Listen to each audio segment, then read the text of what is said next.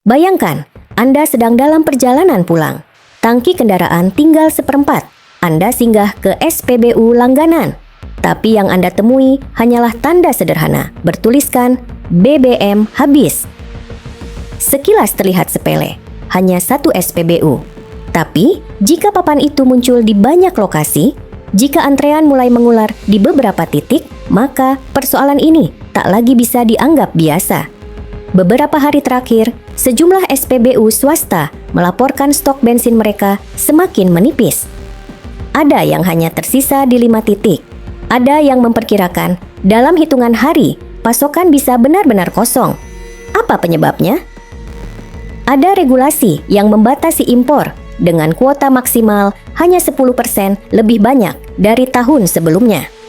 Ada juga perbedaan spesifikasi antara bahan bakar yang ditawarkan lewat Pertamina dengan yang biasa dijual di SPBU swasta.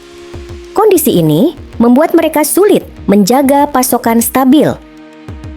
Bagi konsumen, masalah ini terasa nyata.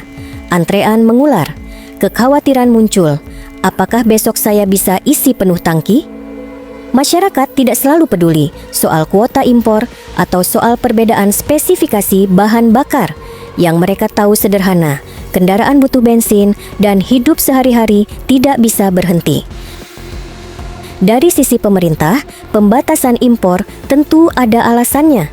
Kita perlu menjaga stabilitas harga, mengurangi ketergantungan, dan memastikan cadangan energi tidak terkuras begitu saja.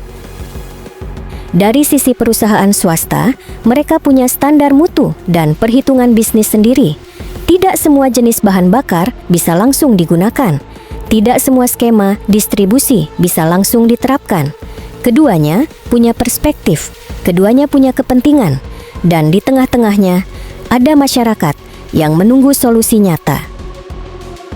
Pertanyaan pentingnya adalah, apakah kita sudah cukup siap menghadapi dinamika kebutuhan energi yang semakin kompleks? Apakah cadangan strategi sudah tersedia saat pasokan terganggu? Apakah koordinasi antar pihak sudah cukup kuat untuk mencegah kelangkaan? Energi bukan sekadar komoditas, ia adalah denyut kehidupan sehari-hari. Tanpa energi, transportasi terhenti, distribusi barang terganggu, harga kebutuhan pokok melonjak, dan keresahan sosial mudah muncul.